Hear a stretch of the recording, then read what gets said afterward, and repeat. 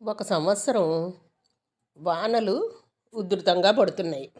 దాంతోటి యమునా నది పొంగి పొర్లిపోతోంది. రాత్రంతా నిశ్శబ్దంగా ఉండడంతోటి ఈ యమునా నది హోరు చాలా గట్టిగా వినిపిస్తోంది. ఈ అక్బర్ గారి భవనం యమునా నది తీరంలో ఉంది. దాంతోటి రాత్రి మహారాజుకి ఆ హోరు ఎలా వినిపించిందంటే, ఆ నదీ దేవత ఏడుస్తున్నట్టుగా వినిపించింది. నదీమ తల్లి ఏడుస్తున్నట్టు అనిపించింది ఈయనకి ఆ శబ్దం. అనిపించి అక్బర్ గారికి నిద్రాభంగం కలిగింది. చాలాసేపు ఆయన కిటికీ దగ్గర నించిన యమునా నది కేసే చూస్తూ, ఇదేంటి, ఈ యమునా నది ఇంత గట్టిగా ఇలా ఏడుస్తోంది ఏంటి అని చెప్పి మనసులో అనుకున్నారు ఆయన. ఆయనకి దాంతో నిద్ర పట్టలేదు ఆయనకి.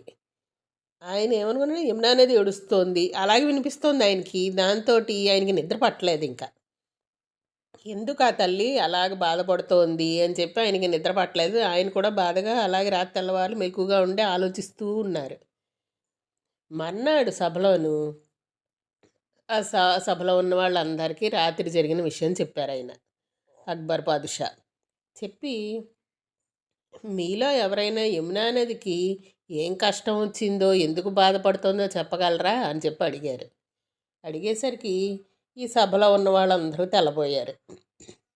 వాళ్ళకి సమాధానం ఏం చెప్పాలో తోచలేదు. ఒకళ్ళ మొహం ఒకళ్ళు చూసుకుంటూ అలా ఉండిపోయారు. ఈలోపు బీర్బల్ ముందుకు వచ్చి, మహారాజా, ఒక్కసారి నేను ఆ శబ్దం వింటే కానీ ఆ నదీమ తల్లి ఎందుకు బాధపడుతుందో నేను చెప్పలేను. ఒక్కసారి నేను ఆవిడది ఆ శబ్దం ఏంటో వినాలి అన్నారు. అంటే అక్బర్ అన్నారు, సరే అయితే నువ్వు ఇవాళ రాత్రి నా గది కిటికీ దగ్గర నిలబడు. అప్పుడు మీకు ఆ యమునా నది అది ఆ హోరు వినిపిస్తుంది, ఆవిడ బాధపడుతున్న శబ్దం వినిపిస్తుంది అన్నారు. అనేసరికి ఆ వేళ రాత్రి బీర్బల్ అక్బర్ గారి గదిలో కిటికీ దగ్గర నిలబడి ఆ యమునా నది హోర్ని విన్నారు. వింటే ఆయనకు విషయం అర్థమైంది. అప్పుడు ఆయన అన్నారు, మహారాజా, యమునా నది తన తండ్రి హిమాలయ పర్వతం కదా.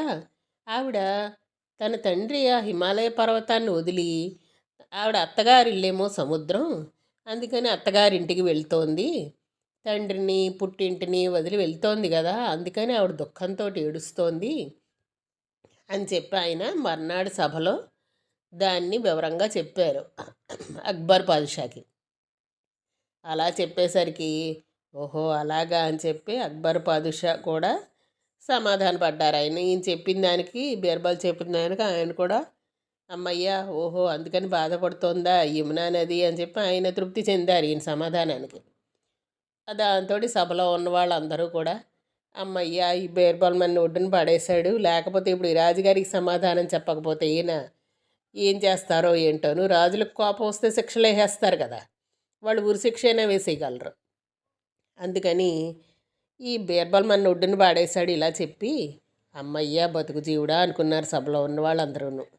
బీర్బల్ అలా తన తెలివితేటలతోటి ఇప్పుడు కూడా సమాధానాన్ని చాలా తెలివిగా చెప్తూ ఉండేవారు. అందుకని పిల్లలకి ఇలాంటి కథలు వినిపిస్తూ ఉంటే వాళ్ళకు కూడా తెలివితేటలు పెరుగుతాయి. మనం సమాధానం చెప్పేటప్పుడు తెలివిగా చెప్పాలి, ఏదో ఒకటి నోటికొచ్చింది మాట్లాడేయకూడదు. మనం చెప్పేదాన్ని అవతల మనిషి హృదయాన్ని అర్థం చేసుకుని వాళ్ళకి ఏ రకంగా చెప్తే వాళ్ళకి అర్థం అవుతుంది. ఇప్పుడు ఇందులో యమునా నది హోరుకి అది మామూలుగానే నది ప్రవహిస్తోంది, వరద ప్రవాహం కనుక ఎక్కువ శబ్దం వస్తుంది అంతే.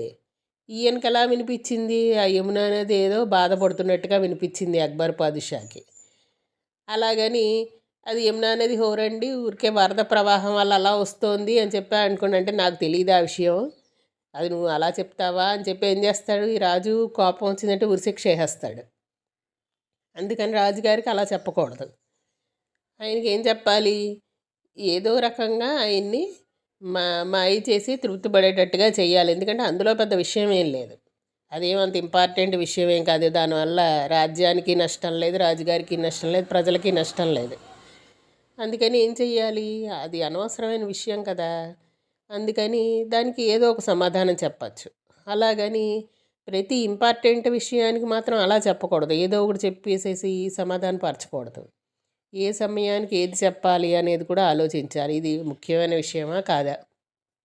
ముఖ్యమైన విషయం అయితే దానికి తగ్గట్టుగా మాట్లాడాలి. ముఖ్యం కాదు అంటే ఏదో దాన్ని తప్పించడానికి ఏదో ఒకటి మాయ చేసి చెప్పచ్చు. ఇలాగేం చేశారు బీర్బల్ ఇప్పుడు? ఏదో మాయ చేసి మొత్తానికి మహారాజును ఒప్పించారు.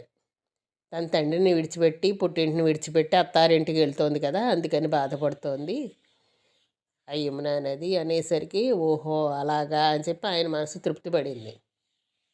అందుకని మనం పిల్లలకి ఇలాంటి కథలను వినిపిస్తూ ఉంటే వాళ్ళకు కూడా తెలివితేటలు పెరుగుతూ ఉంటాయి.